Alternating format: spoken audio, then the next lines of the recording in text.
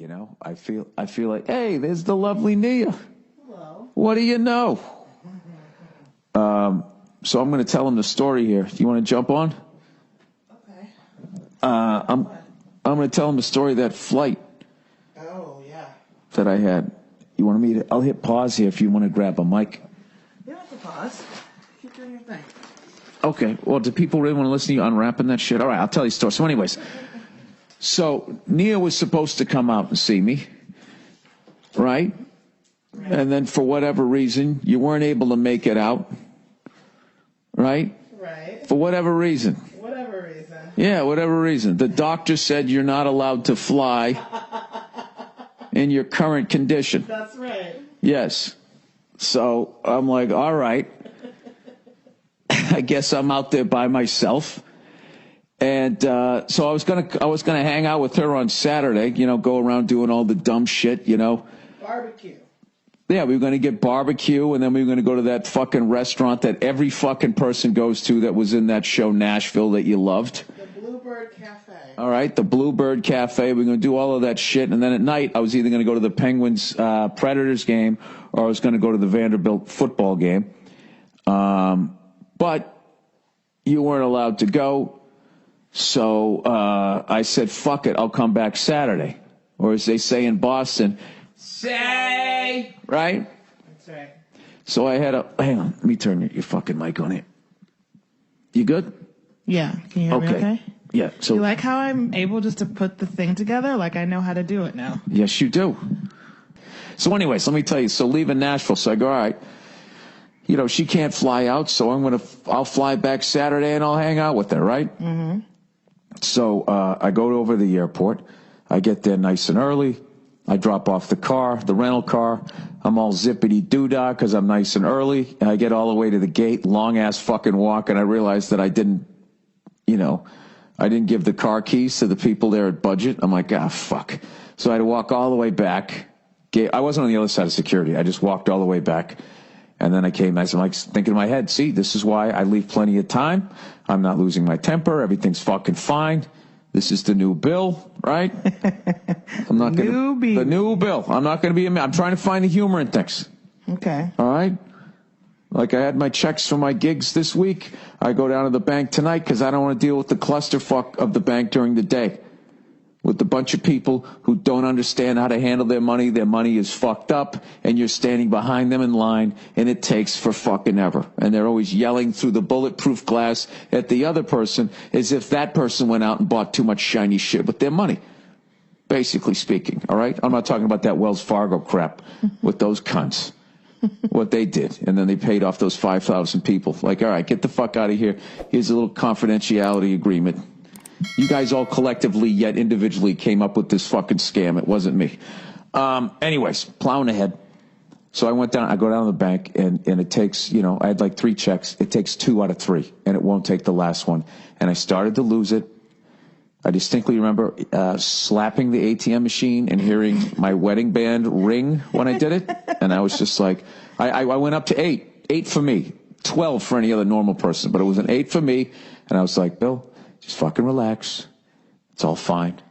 And I thought about my flight and what the fuck happened. And I was just like, this is really pales in comparison. So here's what happened to my flight.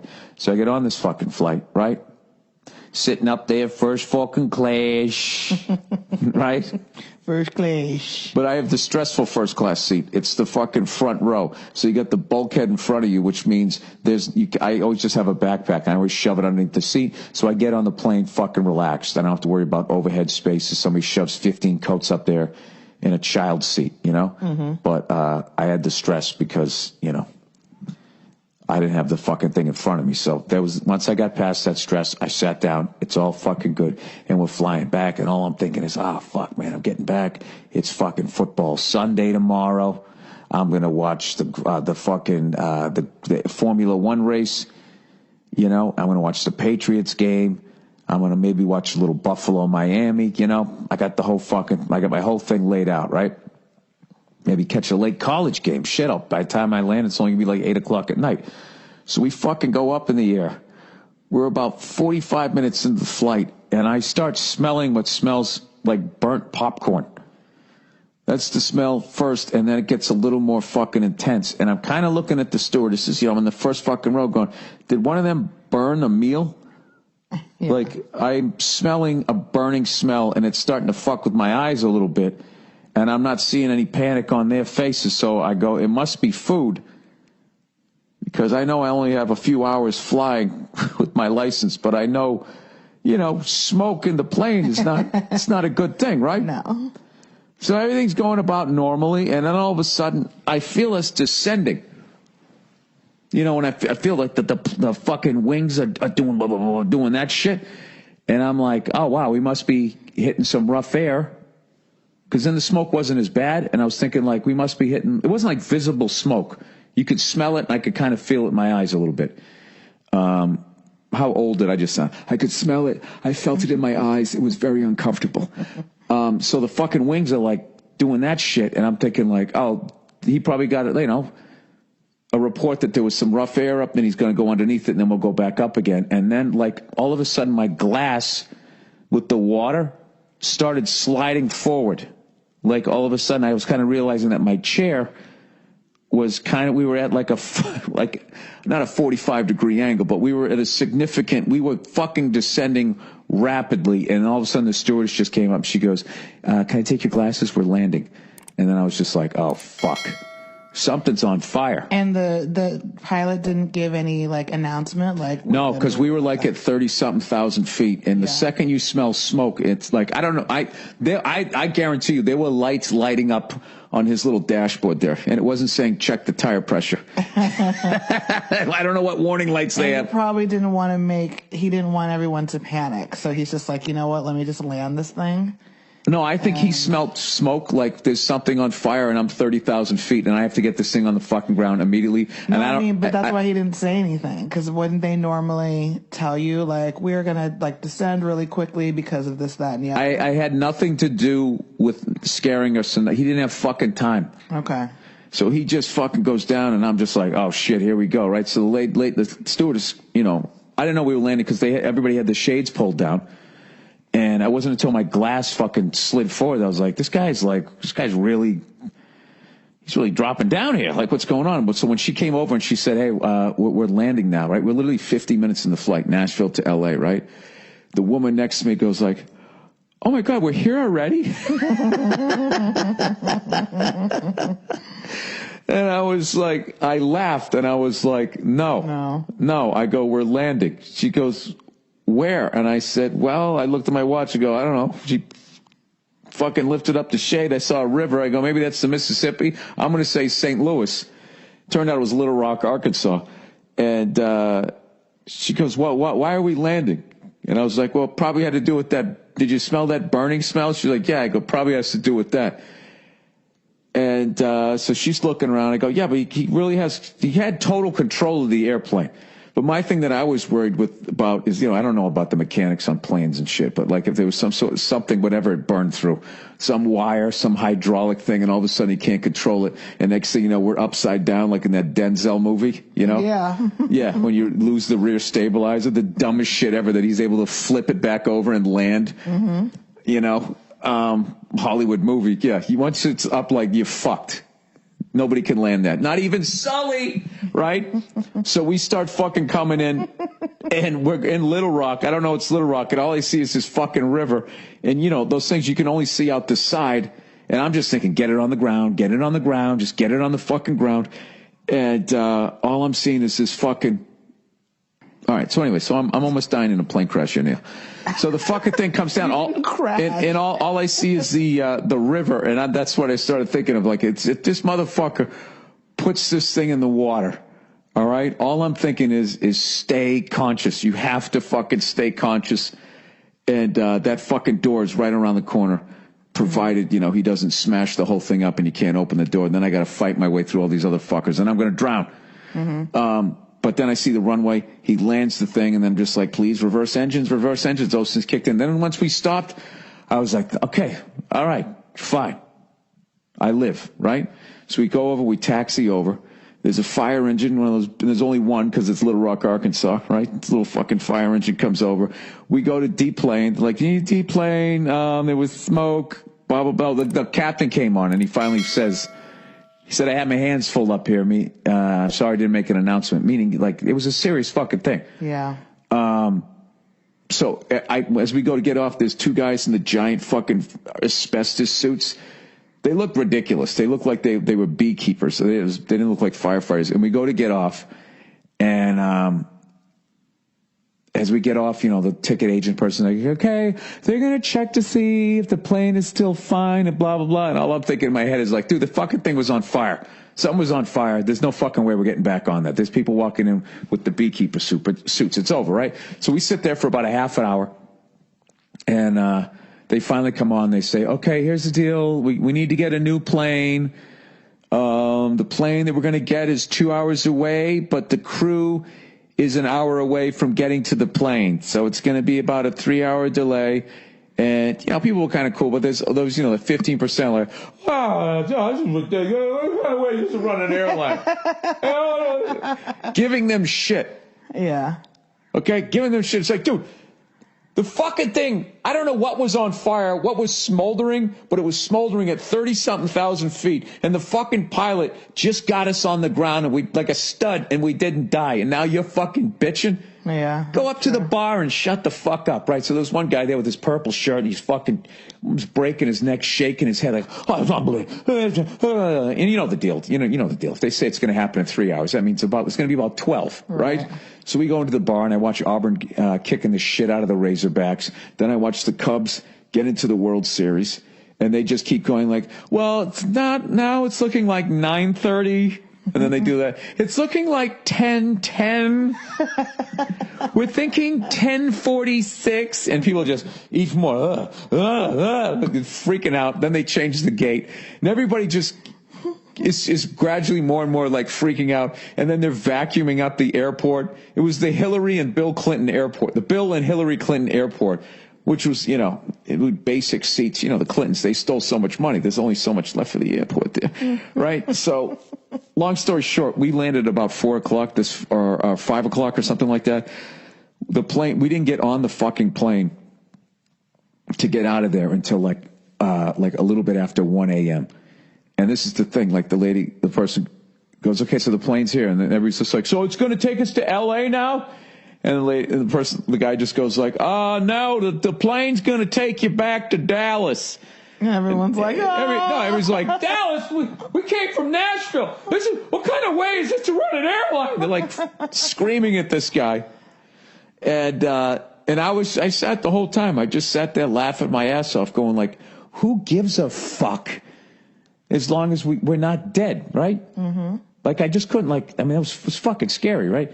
So they ended up flying us into Dallas, and we land, and we're like, this is the plane we're taking to L.A., right? They're like, absolutely. And we land in Dallas, and they go, okay, we're going to need everybody to get off the plane. And everybody says, oh, Jesus Christ, you got to fucking kidding me. There's one guy here, this guy, they can't possibly think we're ever going to fly this airline again, right? I'm like, I'm absolutely going to fly it again. One of the guys who works for them just flew a plane that was somehow on fire from 30,000 fucking feet down to the ground. It's a great airline. It's a great fucking airline. So we get off the fucking plane, and I slept on the fucking floor waiting for the get back on. We ended up getting back on, and we ended up landing at I think 10 in the morning. I actually figured it out. It took 16 hours for me to get back from Nashville. And from here to Sydney, Australia is 14 hours. So I literally could have flown to Sydney, got a connecting flight, and got my ass down to Melbourne. But you know what, Nia? I didn't burn up in a plane. That's all I just kept thinking. The fact that you didn't flip out is still kind of amazing to me. But the thing is with you is that when big things like this happen, you are so calm. You are just very relaxed, and you have a lot of perspective about it. And you're like, well, but this and this and this, so this and this and this. But God forbid there's a new operating system on your phone. It's yep. You have the meltdown of I would put everybody sugar crash. Everybody who flipped out about all of that airplane shit, I would have put all of them to shame. Over, a new operating system on your phone. I can you lose it. I can sit for 16 hours in an airport. I had a great time. I went in, I sat down, I watched the Cubs. Like, I'm sitting there going, like, the Cubs literally have not been to a World Series. They haven't even been there. As bad as Cleveland is, they haven't even fucking gotten to the World Series in 71 years. That's almost impossible. If it wasn't for them, it is impossible, because I don't think anybody else has ever fucking done, like, just not been there. I would have been crying out of frustration. I would have been so tired and hungry and frustrated and, like, all these things. The fucking plane was on fire. No, I get it. Or whatever. It was smoldering. Understand. Something was burning, and everyone was sitting there going, who had one of those fucking Galaxy 7 phones in their Right, exactly. The Samsung. Yeah, that they checked. That's what I was thinking. Because there was that thing with ValueJet where something caught on fire underneath there, and it burned through whatever controllers they had, and that thing crashed into a fucking swamp. Did you say? And some of the bodies got eaten by alligators. Oh, Jesus. Did you say that somebody... Give a fuck that I'm sleeping on a floor. Did you say, like, at the airport, somebody asked about that phone? Like, they were asking people... Let me tell you about a story so true. We're showing me style and it's all so cool. It's about a garment torn and frayed, getting his threads, the story conveyed. Walking down the streets with holes in my teeth. Each rip things here, part of me you see. It ain't about the brand or the label it holds. It's about the journey, the stories it unfolds. In these ragged clothes I find my voice, a testament to resilience. My choice from the streets to the stage, I rock my style. In my tattered shirt, I walk that mile.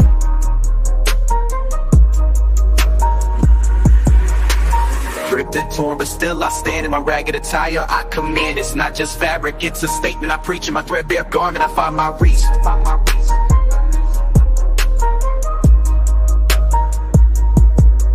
From the barrio to the bar, I make my mark. In my worn out jeans, I leave a spark. And they call it rags, but I call it art. In every stitch and tear, I play my part. It's the struggle of the streets, the hustle so real. In my tattered jacket, I seal the deal. A symbol of defiance against the status quo. My passion of pants, I let it show. It's not about the riches or the wealth I lack. In my faded hoodie, I stay on track. It's the heart of the hustle, the grind each day. In my worn out kicks, I find my way. Ripped and torn, but still I stand.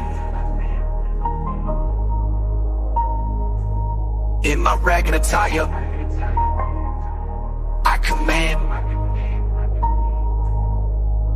It's not just fabric, it's a statement I preach. In my threadbare garment, I find my reach. So here's to the ones with the clothes that tear. In our patched up attire we have, so let the world see our garments worn. For in our rags, our stories are born. In the language of the streets we speak. In our torn up clothes we find our peak. Well, if anyone had that phone. Oh, when we got back on the plane the second time, yeah, they said, if anybody has a Galaxy 7 phone, can you notify the stewardess? Yeah. Which is hilarious to me. Like, okay, it's that happened on a plane. You know, that guy's phone started smoking in his pocket. He went to turn it off. He put it in his pocket, and then or something like that, and it started smoking. Yeah, but that's not going to take down a plane. If it's in your bag and it starts smoking and then ignites with the shirt or some shit like that, and you have a bad canvas suitcase. Well, why could not have happened? And it eats its way out, then I think you're in trouble. But what's he going to do? Just stare at his pocket as it slowly catches on fire, going, "Oh my God!" I think that's exactly. Oh my God! What do I do? I think that pocket's on fire. We're all gonna die. Yeah, I think that's exactly what happened. Dude, there was a guy that literally tried to light his fucking shoes on fire, and everybody just beat the fuck out of him. Like, that's what happened to this guy. And he was trying to take the fucking plane down. Yeah, those phones are like fuck. They always exaggerate. They always exaggerate. Like you went through. If there's anything smoking on a plane, on a pressurized fucking enclosed, thing, not vehicle, but you know what I'm saying, vessel. Yeah. You got to get everybody out of there. Better safe than sorry. I know, but it's like, so your phone starts catching on fire. How long are you going to take it out? Like, oh my God, what the fuck? And then take your little complimentary glass of water and dump it on it, and it's over. You know what? I don't know what he did after that. I'm sure he took it out and was like, oh shit. I know exactly what he did. He grabbed somebody else's phone and took a selfie and said, hashtag fuck my life. And then he got a deal. He got some sort of internet deal, and now he makes $400,000. He's the fuck my life guy.